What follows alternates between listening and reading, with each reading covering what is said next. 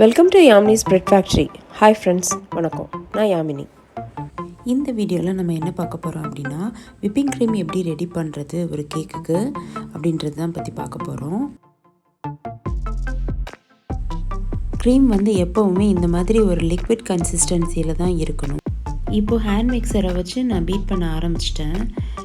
Beat பண்ண so சாஃப்டாக வந்து அது சேஞ்ச் ஆகும். அந்த க்ரீமு கொஞ்சம் ஸ்டிஃபாகவும் வரணும். அந்த ஸ்டிஃப் பீக் வர வரைக்கும் நம்ம அதை பீட் பண்ணி எடுத்துக்கணும். அப்படியே அப்சர்வ் பண்ணிகிட்டே வந்தீங்கன்னா உங்களுக்கே தெரியும் அந்த டிஃப்ரென்ஸு. ஃபஸ்ட்டு லிக்விடாக இருந்தது, இப்போ கொஞ்சம் மெதுவாக வந்து ஃப்ளஃபியாக சேஞ்ச் ஆகிட்டு வருது. பார்த்திங்களா? நான் வந்து யூஸ் பண்ணுற ப்ராண்ட் வந்து பிரிஸ்டின் அப்படின்ற ஒரு ப்ராண்டு விப் டாப்பிங்கு.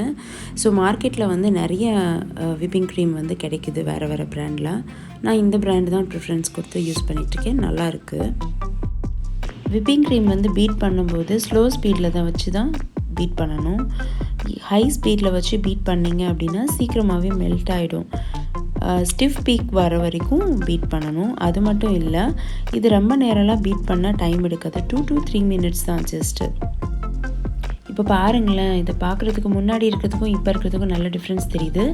நல்லா நோட்டீஸ் பண்ணிங்க அப்படின்னா ஸ்டிஃப் பீக் வர வரைக்கும் நான் பீட் பண்ணி எடுத்திருக்கேன். இப்போ பாருங்கள், அதுலேயே தெரியுது பாருங்கள் ஸ்டிஃப் பீக்கு.